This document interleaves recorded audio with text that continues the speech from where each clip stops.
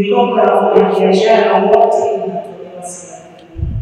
Hakuna mikopo kwa lakini nadhani sababu walikuwa wamepita sana kwenye mikopo ya wajasiriamali na wadogo, ambayo mikopo hii inatolewa kwenye vikundi na haina riba.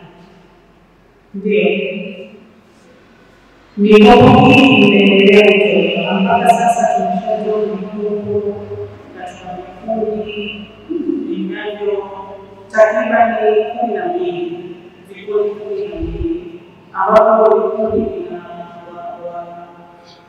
wana vikundi ambao wanaanzia 5 kuendelea, na mikopo hii huwa inatolewa kwa mtu mmoja aliyomo ndani ya hicho kikundi, na tumeshatoa mpaka sasa hivi zaidi ya milioni 70 kwa vikundi hao.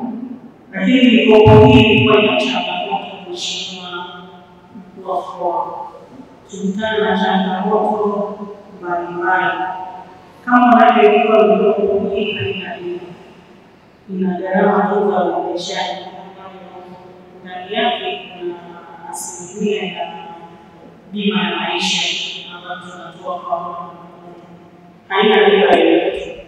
Kwa hiyo tunatarajia hii hela iweze kuzunguka kutoka kwa vikundi mmoja ambao kwenye vikundi ambao tunaboresha na kurudi kwenye vikundi ambao vinahitaji mikopo.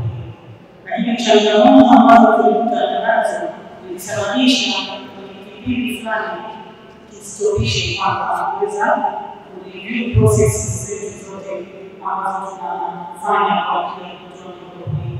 Changamoto hizo zikiwemo ni kutokurudishwa kwa mikopo hiyo, lakini pia tulikutana na changamoto ya wanavikundi udanganyifu wa wanavikundi, kwa sababu kuna vigezo ambavyo vimewekwa kwa ajili ya hao wanavikundi kuweza kupata mikopo. Kigezo kimoja kilikuwa ni biashara. Hicho ndio kilikuwa kufanya vikundi yote ambayo inahitaji mikopo lazima kufanya biashara. Lakini tunaweza kukutana na vikundi ambao hao watu walikuwa wafanya biashara na wengine waliweza kuchukua fedha hizo na kushindwa kuzirudisha kwa wakati ambao wanatakiwa.